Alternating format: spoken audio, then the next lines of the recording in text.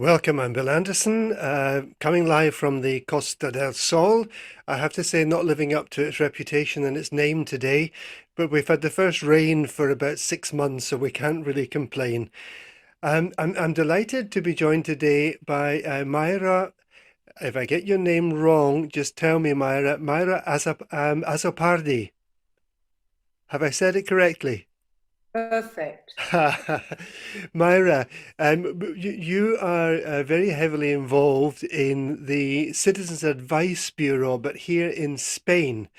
So we're going to be talking about the challenges that the Citizens Advice, whom I'm sure people throughout the world will know all about, but the kind of challenges that you've been facing, certainly over the last couple of years. How long have you been involved with Citizens Advice, Myra? Well, yes, you've introduced me. I am the actual founder 9 years ago. I'm senior advisor and paralegal.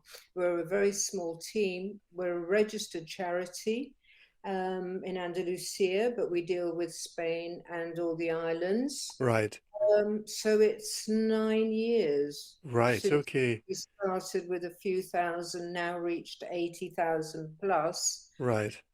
on our Facebook group, and we have our website as well. Yeah. Well, listen, we've got a lot to talk about with that, but I kind of like Myra when, when I introduce my guest, for the listeners to sort of know a little bit about who they are. Where are your roots, Myra? Okay, I on the website I say that I was an expat since I was 7 years old. All right. I was born in Gibraltar of a Gibraltarian father and a West Indian mother. Ah, Um, Very light skinned, hence how we all turned out. When I was seven, my father rejoined the British Army and we started traveling. And okay. hence, I think I became an expat from 7 years old. Right. So we lived in various places. Then I did sort of settled in the UK for a while, where I did a stint at nursing and then went on to Ireland, where I worked for, first of all, what was Polydor, which amalgamated became Polygram, is now Universal, All right. Okay. and worked for Public Relations of Ireland. Came to Spain in around 94 or earlier, and then came many years ago with Spaniards, so I knew sort of Spaniards here. And then in when I came 98, I started getting involved in politics, Right. helping campaigning for the various municipal parties, which really opened the door to what I do now, because I integrated and they were all very friendly, and lawyers were friendly and would open up to me. And so I started doing that, and Mm, then I really helping troubleshooting for expats in the hope to get their vote. right. And 98, I thought we need a citizen's advice, but I couldn't spread myself too thin, so I didn't really set it up until 9 years ago. Uh, we had a real struggle. People just didn't think we should be there. All of a sudden, we cropped up. Well, when it was just me, I would say the team, Yes. and we had to fight to sort of put our feet in there and to be accepted, because and we'd get awful comments in the beginning, like these opposing a citizen's advice. We are actually in Wikipedia under with the Citizens Advice UK as officers outside the UK. We're also Citizens Advice International, and I've just come back a couple of days ago from meetings with Citizens Advice International and the invitation to the CAB UK AGM, which Right. the actual day was cancelled due to rail strikes, even though we're called off. And this was one time the new CEO, wanted to meet us. And I sort of thought, well, that's interesting. They never have before. We've been invited to the AGMs, but never, because that didn't happen. Mm, Um, One of the Citizens Advice International will be inviting her down to this area. So we're hoping she'll accept that invitation. So that should be interesting. right. And I don't have any doubt whatsoever, Myra, about the need for information and clarification going out to people. We had Anna Nandith on just a couple of weeks ago. She focuses very much on the sort of Brexit issues, and I know that you deal on a much wider range, don't you, of issues within Well, citizens' yes. advice. I also have to say and stand up, I no longer hide cabs, whatever, light under a bushel. I have a Brexit link on the website, and you will see that I was discussing Brexit and studying it Yes, from before the referendum, and yeah, there's a whole lot. So Brexit was always very much, it was very important that I didn't form a Brexit group because we cannot be seen to be either for or against. With yes, citizens' advice, we're impartial. But I did write many articles. I did complain to the government.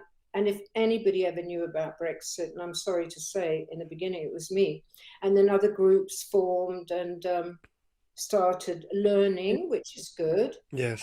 This Brexit group, we can't be a Brexit group. No. No, I think that you certainly serve very different functions. And the number of members or followers that you have on your group is really incredible. 80,000 people is a fairly substantial number, Myra. It's certainly getting hard. I always said I made a monster, now we have to feed it. So it's not always easy because it's hard to get advisors. I'm a registered paralegal. Right. Um, um, so to find somebody, though this is now becoming more common in Spain, I have something else I do on the side to help people with lawyers, and I collaborate a lot with another registered paralegal, a Yes. British lovely lady. I think that's really important, though it's catching on a bit more in Spain, is that lawyers, in fact, I was offered a job and I said, no, thank you. I have enough. I'm retired to deal with CAB. So they're accepting more that paralegals spend their time studying laws and directives. Now, I've done that since way before citizens' advice. This is Right. why my speciality can be on residency as well, and padron, a lot of things. But Brexit was when that started.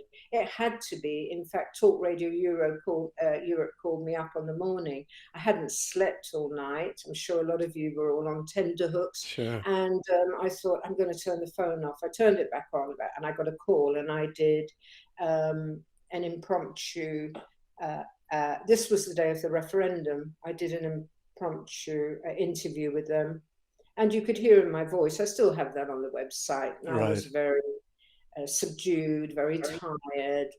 Again, unbiased, had to be put my fears across, which turned out to be true, was basically how the Spanish authorities and administrative officers would see this. They already thought we'd left in a lot of cases. And of course, all those problems carry on, as a lot of people who also work with Brexit now will understand. Yeah. I was a guinea pig coming back from the AGM, the UK lawsuit case with my green residency certificate for various reasons why I haven't updated. And of course, the main reason is because we have choice, thanks to the system chosen by the Spanish government, which, as you know, was Article 18.4.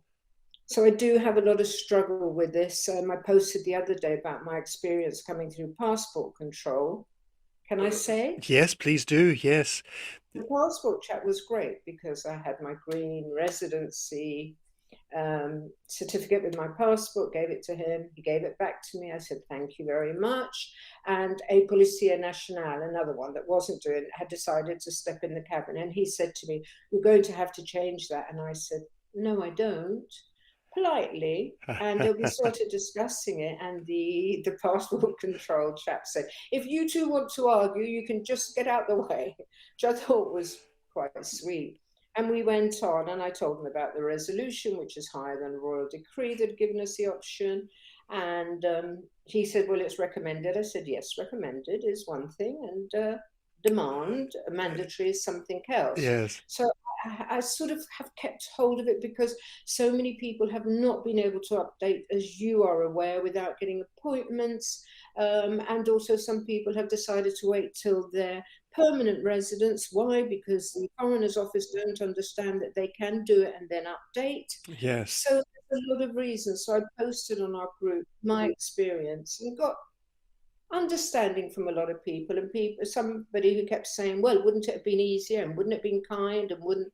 Well, I said, I do not submit. I'm not submissive to incorrect information, and I don't do easy. I just don't do easy. But And I'd but lost my bag. I had a vomiting bug. uh, yeah, I still was hoping to, but I'm willing to be the guinea pig, always yeah. have been and will continue to do so. But the thing is, Myra, that what you're just describing here is something that has happened in one form or another lots of times on lots of different kinds of situations, stuff to do with whether you could still use your British license. And well, we know that is still an ongoing sore at the moment.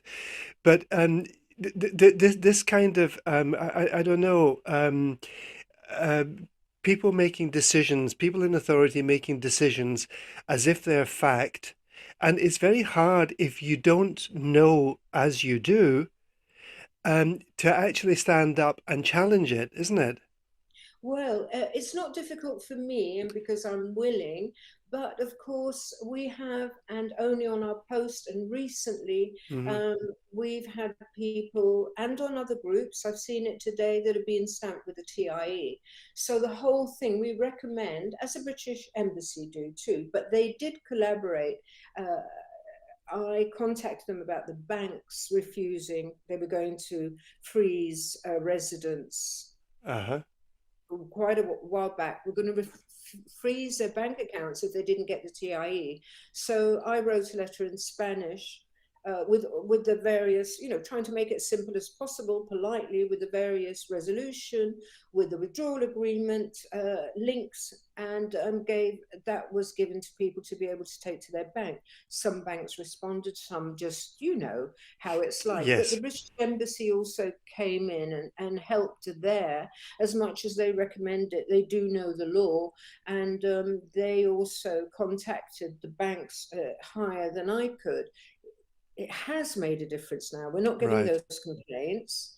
And also, we were getting that with SEPAIN and the unemployment officers, Right. and also the British Embassy. We also did a letter in Spanish for all entities, all administrative officers, but the British Embassy, the consuls then stepped in as well Yes. and contacted them. So that helped. It's all right to say everybody must have. We get a lot of that. And I always sort of say, I don't think your decision should be put on others. We all have choices, we all have rights. Yes. Yeah, sure. But it's Yeah. been difficult, as you well know, and you must have Well, it had a lot has been, of and difficult people. it's I think a lot of inconsistency. Um, Yes. and I remember right at the beginning of this Brexit stuff, talking to the head of the Foreigners Department at the National Police in Fuengirola. And I wanted to be clear about what processes were going to be put in place. And he said, well, I can tell you what Fuengirola is doing, but that doesn't mean that other national police stations won't do it differently. And I find, in some ways, coming from the UK, these kind of things were very much black or white. You do it that way or you Yes, do it that way. And exactly. to be told by the head of the foreigners department, oh well, we do it this way, but Marbella might do it differently. They might ask for different things. And then that's we're next door neighbors. And when you move this up into the Costa Blanca and up into Catalonia, I mean, who knows what the processes are going to be? Well, Bill, as you know, there is only one law. Yes, I And know. everybody should follow that. As you know, they don't. Now, when I had this thread again, I have the instructions sent to the migration officer, Policia Nacional. So to me, there's no excuse. If you work under a regulation or a resolution or royal decree or the withdrawal agreement, you should revise. But you know what it is here. Hmm. You know what it is. It doesn't really matter if you're a civil servant. because whether you study or revise, you're going to keep your job. So why should people spend time? So it falls on all of us, people like you, people Sure. like me, to assist and keep up to date and help. An anecdote from what you said, talking about your particular office, the Yeah. Polizia Nationale, who actually asked me to go and see them a few years ago. I never found the time because they had different opinion and I stuck, and people were, the translator, their lovely chap, you probably know him, was complaining to me at first, but then he would contact me for information saying, you know, they're coming in and saying citizens advice. But they were very good because a couple visitors were thrown or dragged off the bus, actually. I don't know how dragged, or taken off the bus at Right. Gibraltar border because they'd come in late and hadn't got a passport stamp. Oh, So right. there, we don't know if you've overstayed. So they took them off, didn't let them go into Gibraltar, made them go up to your Policia Nationale, and they Right. were great in there. I was helping behind the scenes, but the people were so frightened. They got a lawyer as well. Right. So you know what your police said? I'll translate it into English. I thought it was really funny. They called the Policia Nationale at the border down there Right. squareheads. In other words, people that can't reason. So Yes. they called them squareheads, or that particular person, and said all they had to do was stamp their passport. So it is really, this has always been the case, hasn't it? The Yeah. inconsistency. Spain is wonderful. It's the bureaucracy that one has to try and get through. And this is what I was doing, a troubleshooter for over 20 years. And it started with politics, being Right. a member of the, you know, then they sent me from Estepona, a particular party, to San Roque, and the mayor, well, he wasn't the mayor then, but he said, right, Myra, you will do the foreign, you will do the vote for the foreigners office. I said, well, Estepona, where I live, I don't really know any foreigners there, meaning us, because Yes. I'd always been with the Spaniards. And I said, I know even less here, but I did my own campaign down there. Mm. But it's that made me realize, because I was the person they would come and see. We would help them, and it would be me with all the problems, the unsurmountable problems. You know, there's a drain here, the town hall, this, you know what it's Yes. like, Yes. and in the hope of getting the vote. So that's how I was used for many years, from 94, actually, 95. Right. And Spanish was limited, though it was my language originally. When you go to UK and you're 7 and everybody's looking at you, you learn English, and I forgot my Spanish very quickly because my mother spoke English, and she thought, that's it now. No more trying to talk to you in Spanish and you not Right. understand. Yes. So but what you said is so true. UK, black and white. I Yeah. can't think any cases where it isn't black and white. Can I just say on the driving license matter? Yes, of course. Of course, we're waiting, fingers crossed, and people are suffering terribly, and they've been waiting, and a lot of people are attacking the ambassador. And I was asked why I was defending him. I said I wasn't defending him. I said at the place we met up in Madrid, Yes. where I met him for the first time, I had spoken to him with the lads from the National 332, and I could see his concern. He is not the person who's going to make the decision. It's no No. attacking the messenger, and it's been so rude, regardless of how frustrating it is. Yeah. But would you like to hear my take on the driving Go on. license? I'd love to hear your take. I'm sure a lot of people would, Myra. Okay, and tell me if I'm saying too much. 2013, when all the driving licenses were all European, were all to be the same format. The UK driving license was the same format, Yeah. was an EU driving license. Now, the withdrawal agreement, 18.4, chosen, thank goodness, by Spain that they didn't choose 18.1 like the UK did. It says on there quite clearly that we did not have to update our residency status. Therefore, also in the resolution, in the Spanish resolution as well, therefore, we did not have to update our residency documentation. We had the choice to with Right. TIE, which is great. So it said we did not have to update our residency status. To me, with my legal mind, that means that we have the same residency status, all of us that were transition period, we have the same residency status as we had then. Right. So why don't we hold on to our licenses and drive on them until a new agreement is decided? Because if we didn't change our residency status, why did we lose the right to drive? I have a Spanish license, but I Sure. care about those that don't and those that couldn't. Why did we use the right to carry on using our EU Right. license? Hmm. That's the only thing. But who am I to start arguing the point? Yeah, and for people who are listening in from various parts of the world, just to let them know that they basically, if you're a resident in Spain now, you're not permitted to drive on your British license. So people who didn't get their licenses exchanged on time now find themselves without without the ability to drive, and we are waiting on announcements. And yeah, I agree with you, Myra, that it's very crass really to attack the ambassador because all he is doing is passing on messages back and forward. And if he doesn't make an announcement, then people will say, "Oh, we haven't heard from him. What's happening?" And if he does make an announcement and says, "We're still working on it," they complain that there's no news. I think it's a bit unkind, really. Yes, it is very unkind, I think. And I always think, like I once went on radio and said, when people, I said, I don't, cab doesn't alert, and myself, I have to speak for myself and cab. I don't owe allegiance to the Spanish government. I don't owe any allegiance to the British government or to the consulate. My Yeah. allegiance is to the citizen. But when you see something that's unfair, Yes. it's difficult to accept that. It is unfair, and if you want to take it out on somebody, I think you have to then go to your British government and ask them, what are you doing? The transport minister, what is happening?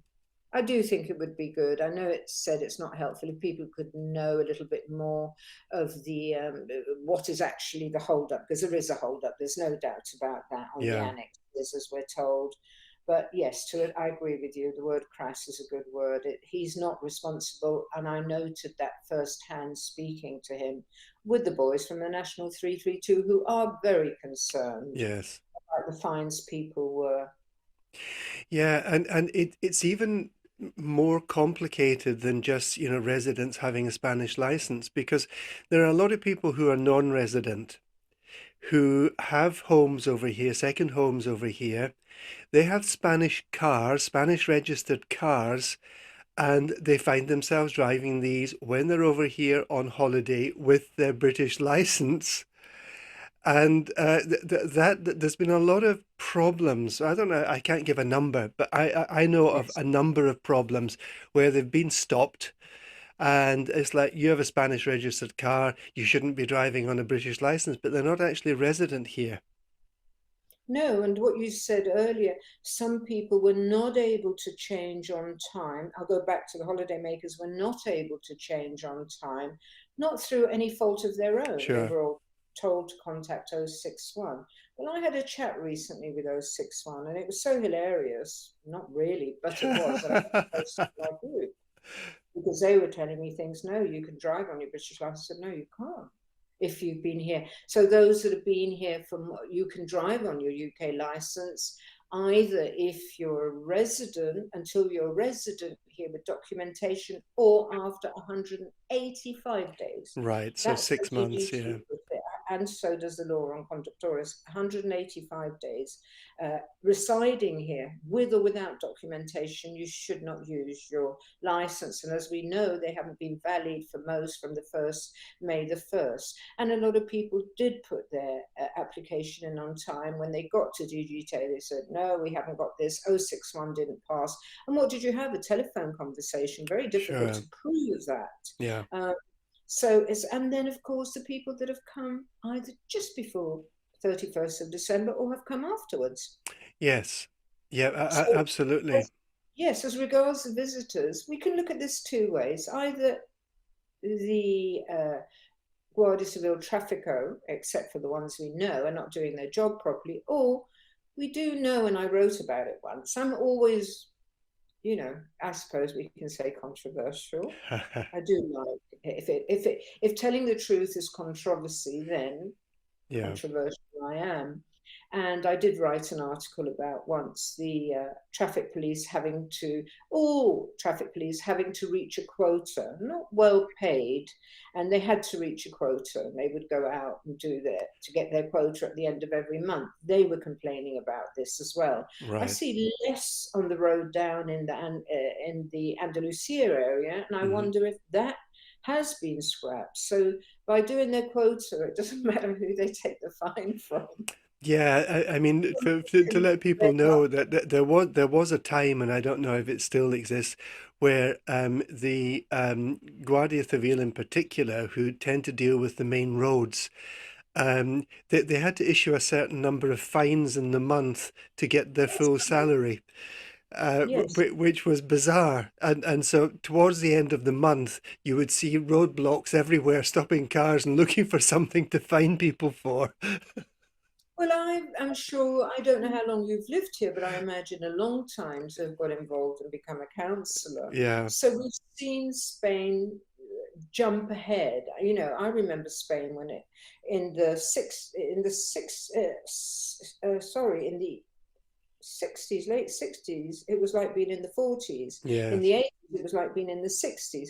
Though all of a sudden, you know, the planning officers where you'd go in there and ask for something on some land and they'd point to a dusty old ledger there was slowly being put onto computers in the 90s. right. So, in a kind of way, I can see they've tried to jump forward, Mm. it's not working. I mean, you will know that more than anything. It's not working as it should.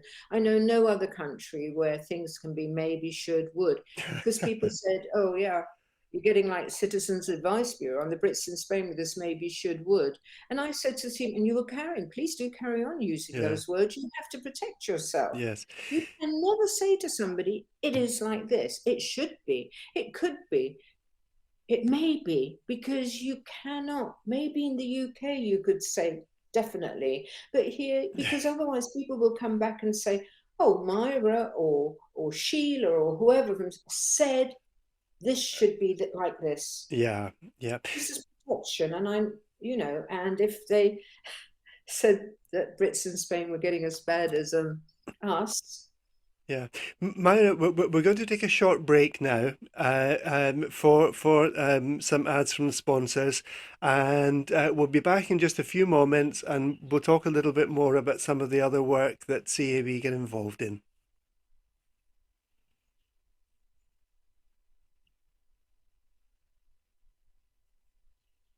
Okay, welcome back. I'm Bill Anderson. I'm coming live from the Costa del Sol with my guest today, Myra Azzopardi, who is the founder of Citizens Advice here in Spain. Welcome back, Myra. thank you. I just finished. You did mention what we do. So on our backdrop on our Facebook group and also on our various leaflets when we had them, we basically do anything to assist those that reside in Spain, whatever nationality. We're mainly British, who are relocating, who are holidaying here, or own a holiday home. So it's anybody that has any interest. And then the Citizens Advice UK send us people who are Right. Spanish, who are having problems there. We can Right. only step a little bit into the UK because it's not our jurisdiction. Uh-huh. And the consulate send us people, and so Yeah. and personally, I enjoy what I do, though I find it very time consuming 24/7. I do enjoy finding solutions to people's problems. But Myra, I've been here 20 years, and I had been coming back and forward to Spain for maybe about, I don't know, 4 or 5 years before that. So I've got about 25 years under my belt. But in the first couple of years that I was here, actually living here, I was shocked that apparently each year I did something wrong and ended up getting fined. Now, I'd never been fined, well, maybe the odd parking ticket in the UK, but I'd never been fined in my life. And I discovered very early on how easy it is to get things wrong over here. Yes. You're so right. And I know we're laughing now and you're laughing, but if, yes, that sort of thing. will happen very easily, and a bank embargo. And you go to your bank and you say to them, "Who's taking this money?" And they say, "I don't know." And you're Yes. thinking, "Hang on, well, you gave it to them. What do you mean you don't know?" Who So did you we give it help to? people there. It is, isn't it? All Yeah. like that. I mean, I got ill in 2004. I actually got a cancer, and people always say don't have stressful things, but here I am, so many years later. 2004, I lied. 2006, and uh, goodness, why did I deviate there? Because I lost what you were Yeah, saying about we were talking about how easy it is to get things to. wrong and ending up with a fine or Yes, and it is so easy to, as you say, to step into that without realizing what's happening because everything's so different, as I said about the bank and saying you don't have embargo. So we help people with everything, yeah, including if they've got an embargo. A lot of people get an embargo, could be a pension, they've had everything taken out of the bank account and they're just fighting to try and find out where it comes from. But right, we assist there, and then we also let them know that you can't just take whatever amount you want because the tax office or the town hall will, right, because he can. But you have to then ask for it X amount. There's only a certain amount that can be taken because you have to be able to survive, and people don't know that.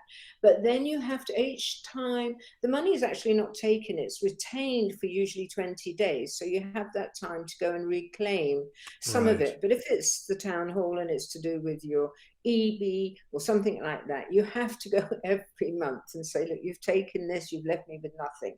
And right. then they will go and you take them your income and then they get things back. So yes, it is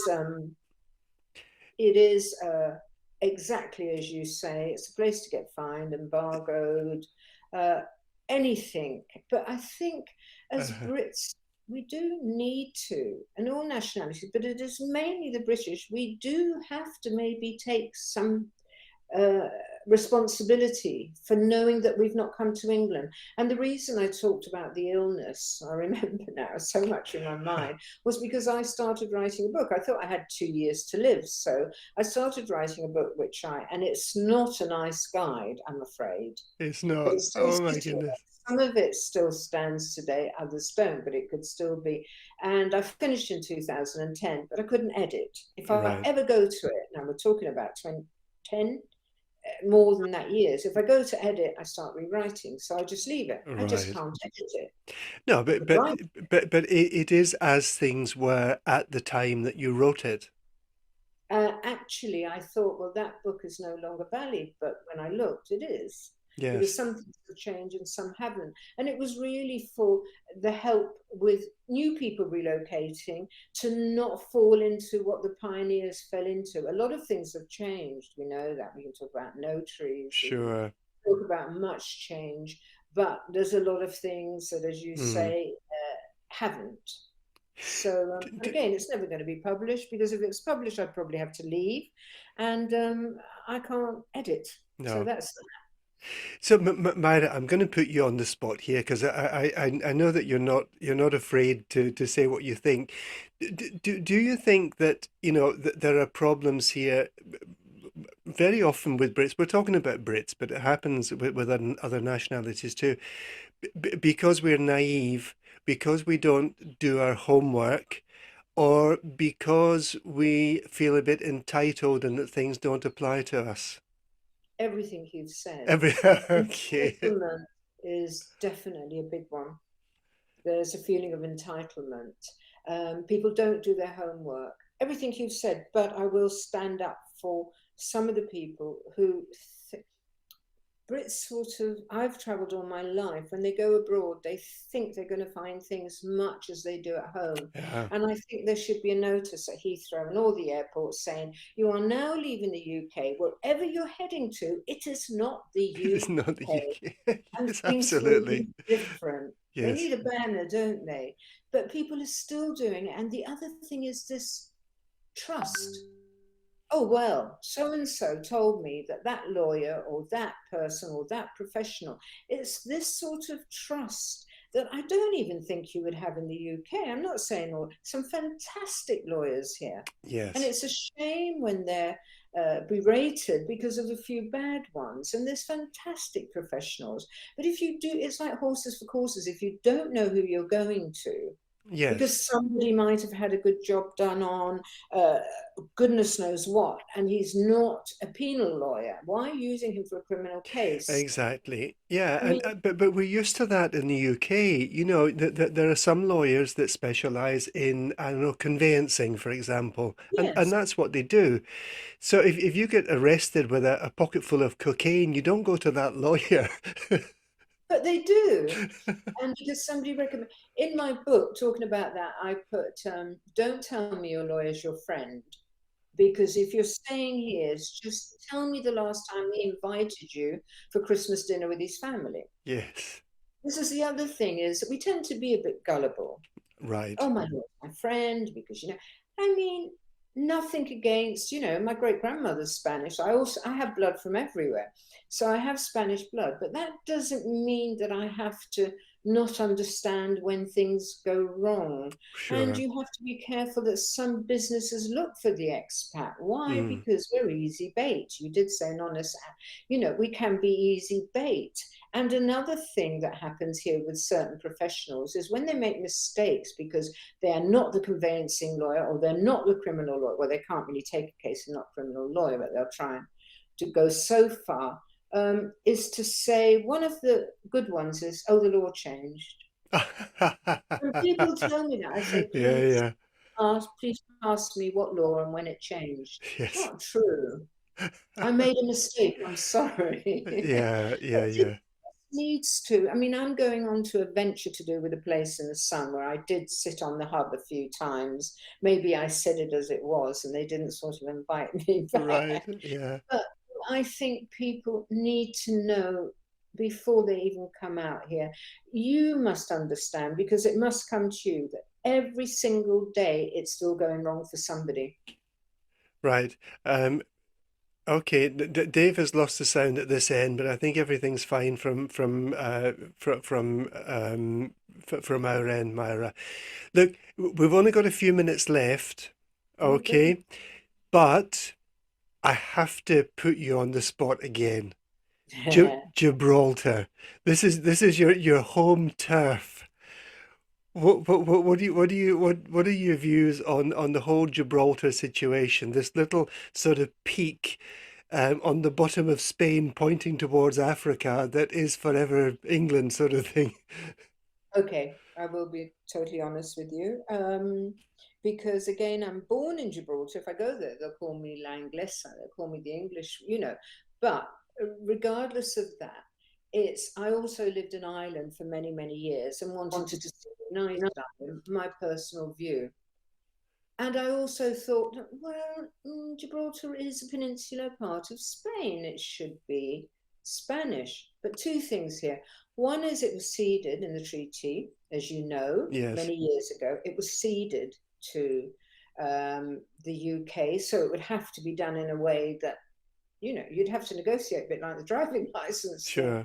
And the Gibraltarians are never going to accept losing their sovereignty. And Mm, they're not always enamored by Britain and the British government, but they are concerned about the Spanish government. Now, Gibraltar, as you know, is a it's wealthy. mm, Uh, you get free bus, all the children are looked after, they sent and paid for to go to university, even their lodgings, even their taxi, going to the airport, even their flights when they come back and visit their parents. So the Gibraltarian government does a lot. Now, you're in politics. I could yes. put you in this spot, and when one party comes in and the other party goes Mm, out, often computers can be wiped clean. yes. Yes. Those of confianza, you get rid of them. Now, you know this. So if Absolutely. I think now I understand, if Spanish government walked into Gibraltar tomorrow, I think they would destroy it. They would lose all the money, the wealth. Yeah. They would get rid of everybody in their places because there'd be people of confianza. I think it would be quite a nightmare. I think this would have to be if it ever was a shared Mm. sovereignty or something, it would take a long time. I And the national government, it's not the locals. A lot of local governments here, people understand. The yeah, national government has to understand and has to negotiate in a different way, because you can't hit people and say, you know, you've got to love me. You can't. You've got to do it yeah, correctly. yeah, absolutely. And I tend to agree with you. I think this Gibraltar Español is a very gut thing and not a head thing, because I Yes. think the benefits to both Spain and to Gibraltar exist because of the current situation. I think if you remove that border and it all becomes Spain, all these benefits and the 15,000 people that travel back and forward every day to work there would probably, I think these benefits would be lost.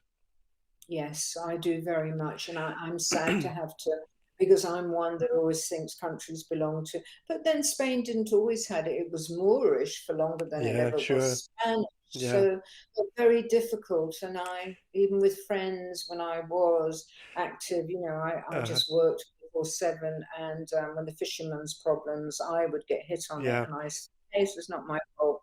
And it's very difficult, but it's more Yeah. complicated than we think, and I Okay, think you've said well. Myra, I'm getting messages from Dave. We're out of time. I want to thank you so much for joining me today. It's been very interesting. And to the 62 countries that we have listening in today, welcome to the Costa del Sol to all of you. Myra, thank you so much, and we You're shall welcome. keep in touch. Take care. Have a great weekend, everyone. Thank you. Bye.